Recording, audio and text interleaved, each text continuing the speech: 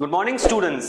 तो आज हम आपके लिए लेके आए हैं F5 लोड बैलेंसर के बारे में बताना।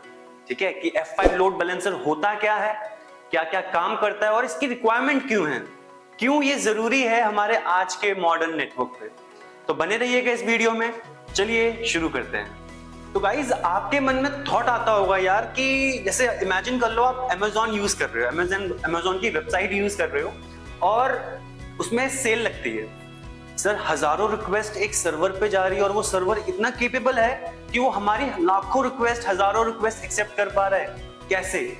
हमने तो पढ़ा था कि हमारे पास लॉजिकल पोर्ट्स होते हैं, सर्वर हो, डिवाइसेस हो, उन सब में, और 2 की पावर 16 पे होते हैं, that is equal to 65,536 logical port.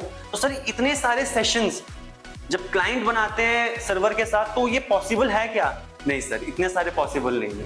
तो हम क्या करते हैं, मल्टीपल सर्वर्स लगाते हैं और डुप्लीकेट कर देते हैं जो भी सर्विस चला रहे हैं, और उसके आगे लगाते हैं हम एक लोड बैलेंसर।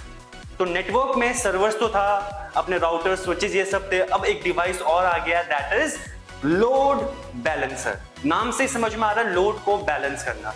तो क्या करती है कंपनीज, जब उसके पास ऐसी रिक्वायरमेंट होती है कि उनकी जो ट्रैफिक है जो उनके सर्वर्स पे आ रहा है और बहुत ज्यादा होता है, तो वो लोड बैलेंसर इंप्लीमेंट करती है अपने नेटवर्क में।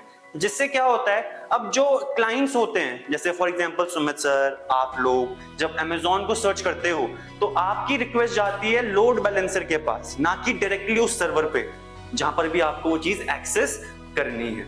तो जो लोड बैलेंसर होता है, जब आपकी रिक्वेस्ट इस सर्वर पे आती है, यानी हमारे लोड बैलेंसर पे आती है, तो ये क्या करता है कि कौन सा सर्वर कम लोड पे है, अवेलेबल है, जिसके पास मैं आपकी रिक्वेस्ट भेज पाऊं, ये अपने आप करता है। बट अपने आप तो ये डिवाइस है, कुछ नहीं करता। As a network engineer, server engineer, हमको ये कॉन्फ़िगर करना पड़ता है कि ये हमारे डिवाइसेस को ये समझ पाए कि कितने सर्वर्स पे इसको लोड बैलेंस करना है और किस किस तरीके से करना है, कौन कौन से पैरामीटर्स के बेसिस में करना है।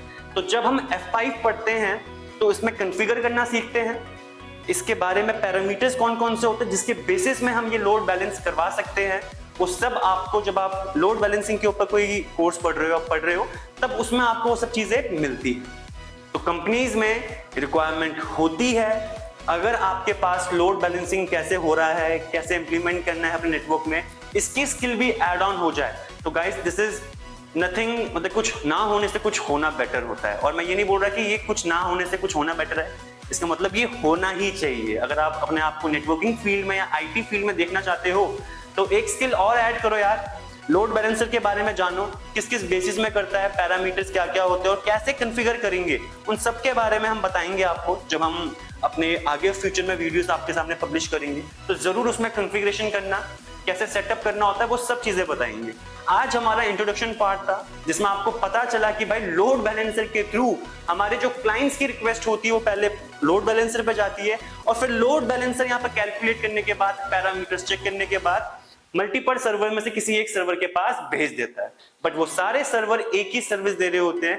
दैट इज व्हाई हमारे मॉडर्न नेटवर्क में लोड बैलेंसर की रिक्वायरमेंट होती है। आई होप आपको कुछ ना से कुछ समझ में आया होगा।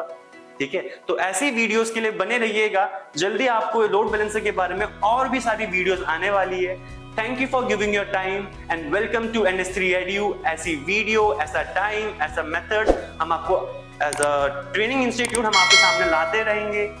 तो thank you for giving your time. Have a great day.